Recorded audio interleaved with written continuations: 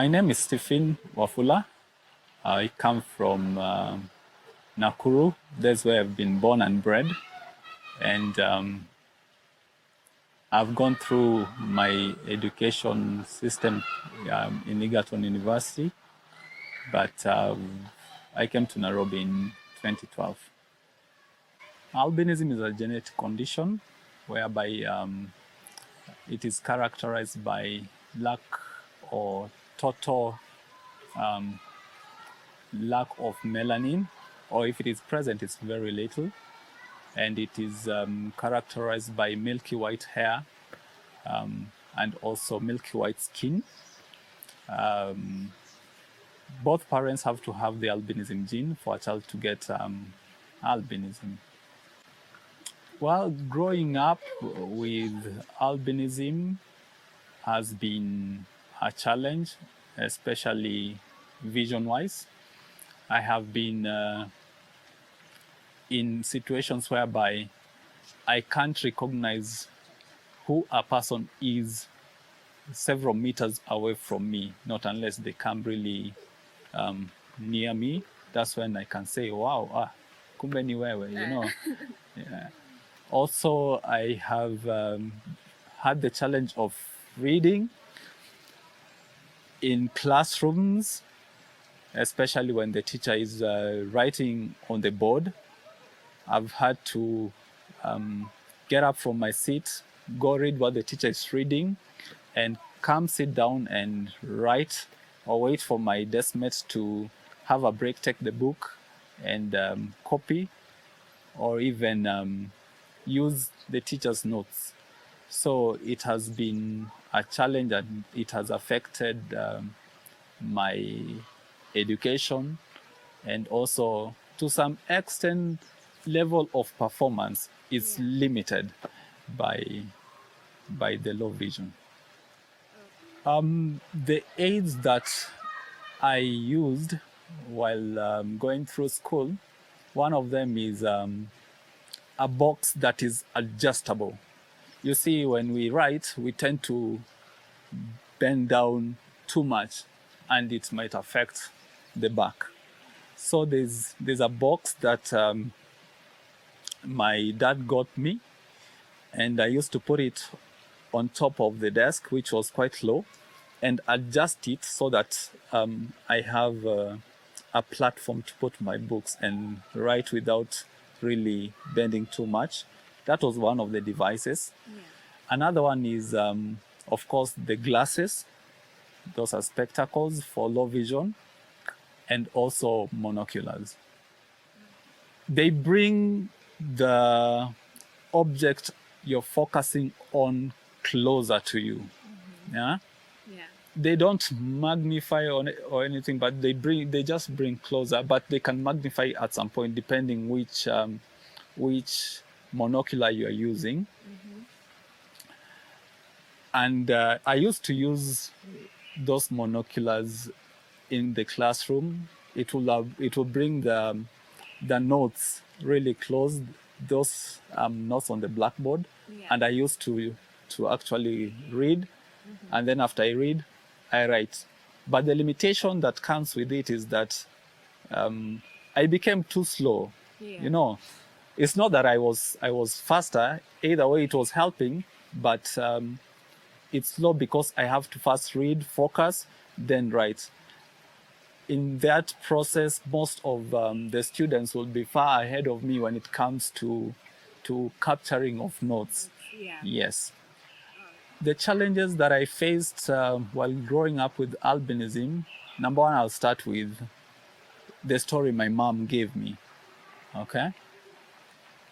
When I grew up, when I was born actually, rather, a neighbor of ours advised my mom to get rid of me. How, I don't know. Yeah? But whichever means possible, because according to the neighbor, and the knowledge that the neighbor had is that persons with albinism are a curse, you know. So, of course, my mom didn't bite because I'm here speaking with you. Yeah. Yeah. And we're happy. And thank you. And there's another incident that happened.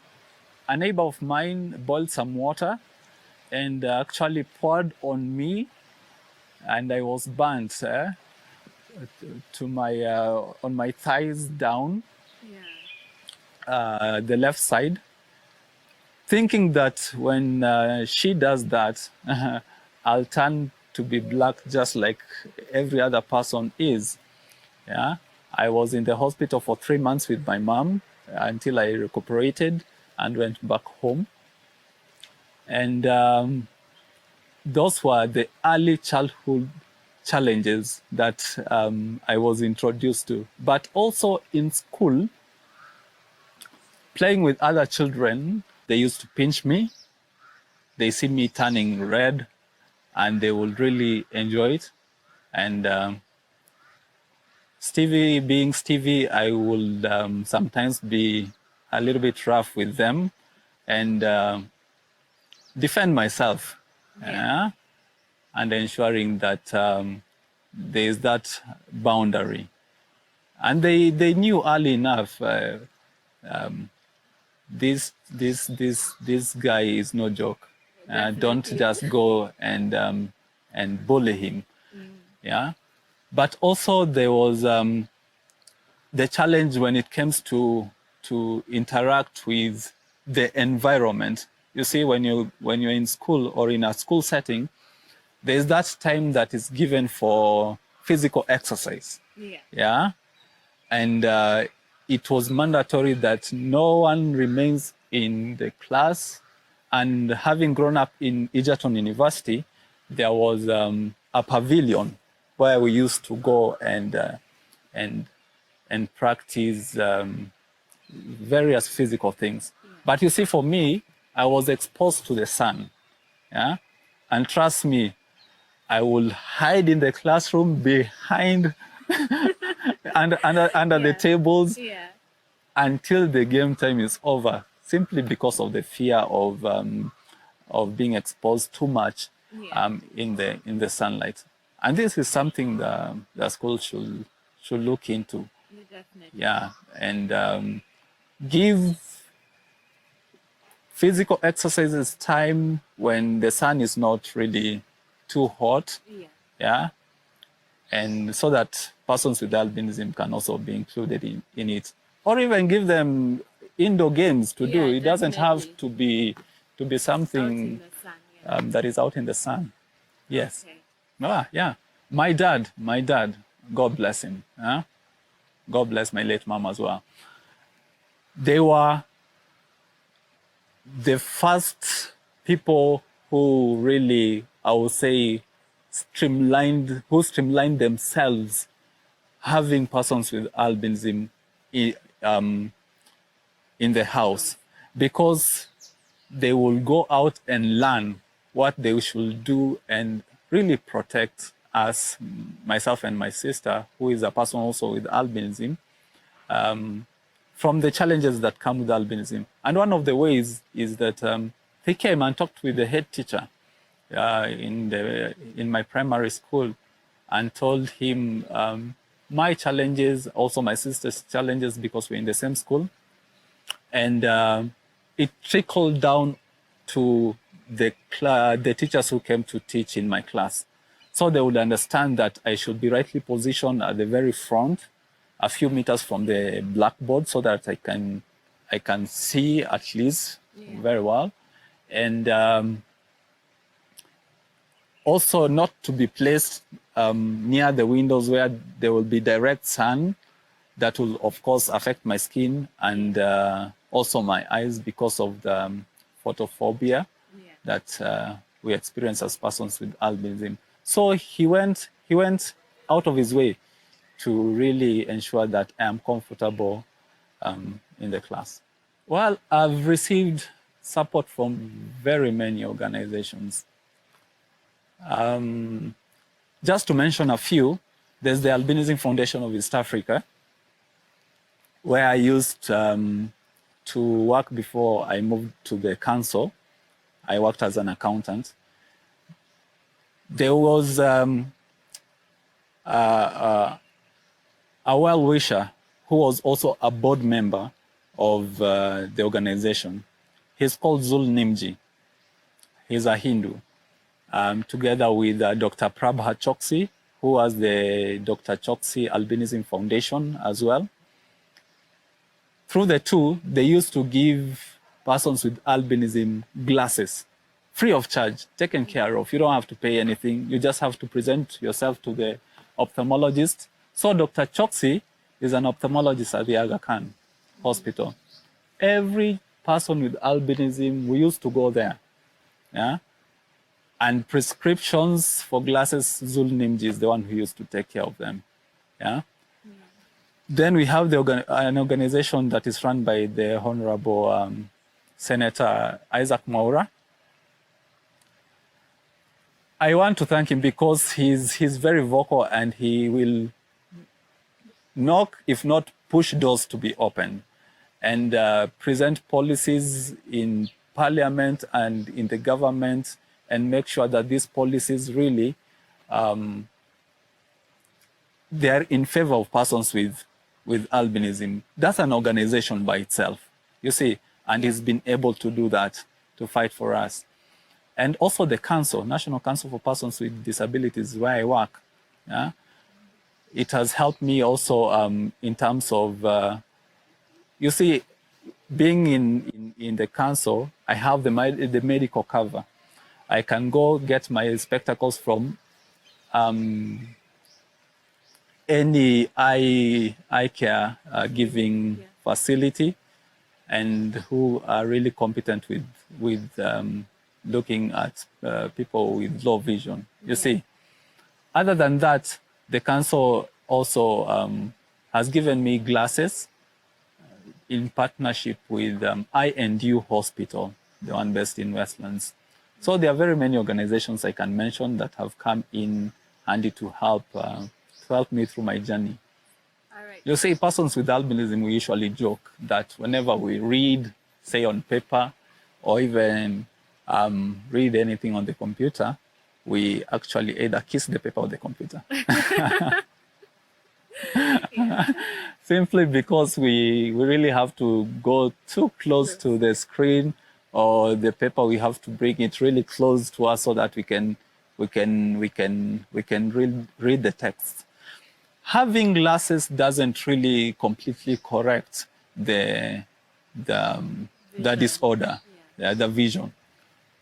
It really tries to improve at some level. Not all persons with albinism are the same, but for me, mine is quite poor, and I have to really go too close to the computer and read. And if I can't read anything on the paper, say it's too tiny or too faint for me to read, I have well-able workmates that are ready to use their spiritual eyes to to read figures for me at least. Yeah, so that's how I cope at my workplace. There's a story to the formation of the council, and that is when the former president, Mwai Kibaki, had an accident. They saw it fit to form the council because a competing, say, head of state was confined on a wheelchair for some time, as I want to believe you can remember. Yeah. Before that, persons with disabilities were neglected countrywide. But in 2003, through an act of parliament, that is the Persons with Disability Act, number 14 of 2003, the council was formed. And it came into effect from November 2004. And it has been in operation for the past 16 years. And part of what the council does are programs that enable and empower persons with disabilities generally. I have to mention that the UN ratified albinism as a disability. And to simply and quickly define what a disability is, so that we can understand the services that the council offers. It is a mental or a physical impairment that will hinder a person substantially to operate or pursue their dreams in a normal environment. That's a person with disability. But the impairment significantly affects the performance of that person. So the UN ratified albinism to be included in the disability by the virtue of the fact that there are limitations that significantly affect persons with albinism. And that's one of the programs that the council is operating, and that is the albinism program, whereby we give sunscreen to persons with albinism countrywide. We offer eye care services to persons with disability with albinism countrywide. We also cater for skin cancer treatment for persons with albinism countrywide, those who contract cancer, skin cancer that is. Yeah. And as we're speaking, we have a patient in Eldoret Hospital who is a person with albinism who is to be amputated in a few days to come because the skin cancer has already eaten up the lower part of his leg. So it has to be amputated. That bill, the council is going to take care of. No, that's what the council does under the albinism program. There's also the economic empowerment program, whereby we give grants to groups that have been formed by persons with albinism and running projects, say poultry keeping, beekeeping, table banking, to a tune of 100,000 so that they can empower themselves. It's a grant. They don't repay back. There is also the tools of trade. Persons with disabilities have different skills. We have those who are carpenters, we have those who are tailors, we have those who are in the shoemaking business. Because they have the skill and they might not be having the necessary capital or to look for the machinery, the council comes in and we buy these tools of trade for them and we give them and we ensure that they use them to empower themselves. There's also the cash transfer program for persons with severe disability. Persons with severe disabilities, they are persons who need 24-hour care. You can't leave them, they can't go fend for themselves like I can. I'm not in the program because I can fend for myself as a person with disability. So those who are eligible, they are those who are severely disabled. And in this program, the persons are given a stipend of 2,000 monthly throughout their lifetime. Yes. There's also the assistive devices, whereby we procure wheelchairs, white canes, crutches, commodes, glasses, monoculars for persons with disabilities to enable them function well in their environment. And they don't have to pay for them. We just procure for them. They come register with us, follow the due process, and we give them. We also register persons with disabilities in collaboration with the Ministry of Health, whereby a panel of doctors, they examine a potential person with disability, because I think people have taken advantage of their disability, yeah. And they want to be registered because of the I won't call them benefits, but rights, yeah, that come with being registered. With being registered. So a panel of doctors from MOH, they will examine and assess this person, and the Director of Medical Services will recommend that this person be registered as a person with disabilities with the council. And there's also I must mention this, there's the tax exemption. Yeah. We get tax exemption for employment, income, and you say that's where many people want to come and, and be registered as persons with disabilities. Yeah. But you see, we are given that platform because we are limited already by the environment. Yeah, we are limited already by the environment, and it is to cushion and to bridge that gap that is there.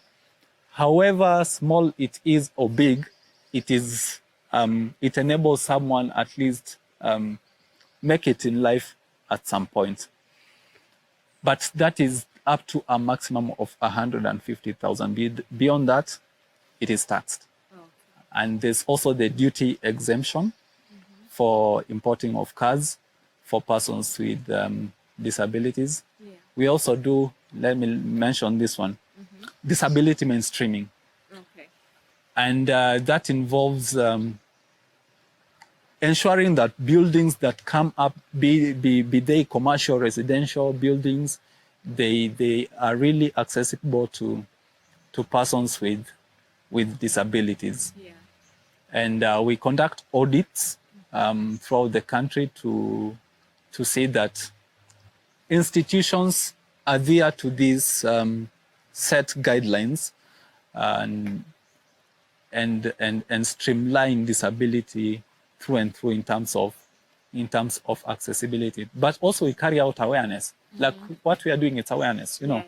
Yeah, We carry out awareness through other stakeholders. We fund them. And yes, we give donations as well to organizations for persons with disabilities. The organizations of persons with disabilities and organizations for persons with disabilities. Yeah, and we give donations to them. As the council, as I mentioned, we procure sunscreen, lotion for persons with albinism countrywide. The Kenya National Bureau of Statistics gave us a number after the recent census that happened to give a figure of about 9,000 and something persons with albinism in Kenya, of which we are yet to meet them. But KNBS, through its machinery, gave us a number of 9,000 persons with albinism. In our database, we have around 4,000 persons with albinism. So there's these 5,000 and something that we need to meet and go there and look for them. But for the numbers that we had initially, you will see numbers determine the budget process for anything. We procure sunscreen through, and KEMSA does the distribution. It does the storage and distribution to government hospitals, level 5, level 4, even satellite hospitals, and also through mobile clinics. In every county, as we are speaking, we have representatives of the council. They are disability service officers. So persons with albinism can be registered there, but also go directly to any hospital that has the sunscreen, and they're given a bottle, which should last them a month. Yeah. But you see, there are those who come from far, say they don't have fare to come to the hospital every now and then. We recommend hospitals to give them sunscreen, at least 2-3 bottles, you see, that will last them 2 months, 3 months. Before the bottle is emptied, the person can have some cash to come for more bottles. But it's not just the sunscreen. We offer the lip care, the lip balm for the lip care for persons with disabilities. We also have the after sun lotion. Not every person with albinism, Mary, is working indoors. We have those who work in shambas, jua kali, There are those who have to climb roofs and look for money for their families, you see. So for such, and for every person with albinism, we've procured the after sun lotion. So after sun exposure, go home in the evening, just shower and apply. It does moisturize the skin, and also it gives a cooling effect, yeah, to the skin. And this is a daily routine that we encourage persons with albinism to really embrace, because we don't want to have cases of persons with albinism contracting cancer because of exposure to sunlight. Having mentioned that, we also procure wide brim hats, yeah, and also long-sleeved polo neck t-shirts, yeah. They protect their neck and also hands and also the head. But these wide brim hats, they also have, most of them also have a canopy, yeah, at the back. Guess where they got that idea from? You. Of course, from Wafula, yeah, because of me wearing my bandana. Yeah. So these are the things that the council is doing to protect persons with albinism in Kenya, and we encourage persons with albinism to go to this hospital, utilize those sunscreens that we've bought for you, utilize the after sun lotions and the lip balm. Trust me, you'll meet persons with albinism who have taken care of themselves, and you'll like, these guys, they look just like wow. You, just like you, Stephen. Oh, you can say that again. Thank you. Albinism is simply a condition. Yeah, it is a condition that is limiting to the person, but it doesn't make that person lesser a person. Yeah, so the public should embrace persons with albinism by our contribution to the society, not barely judging us by our skin color and dismissing us, saying that we cannot make it. We have very many examples of persons with albinism who've made it. Yeah, I am making it. Yeah, definitely. we have Senator Mora. He's made it. Yeah, he's making it. We have Honorable Timothy Aseka, who's my friend, and Pepela, who's also my friend. They are making it. We have, yes, we also have Grace Meyer. She's doing an incredible job. We also have Waithera. Everyone knows Waithera. Every person with albinism knows Waithera. Yeah, with Positive Exposure Kenya. Yeah, she's doing a great and incredible job in ensuring that persons with albinism get the best from the society. We also have IK Ero. I have to mention IK Ero. She's the UN independent expert on albinism. Hers is to ensure that countries adhere to the regulations that the UN has set, and also come up with policies that will enable persons with albinism around the world to really live the best of their lives in any environment they're in. So the list is endless, but lastly, I'll have to mention the Lady Justice Mumbi Ngugi, who's my friend as well. Yeah. So there are people who've made it, and the public should just embrace us by our contribution.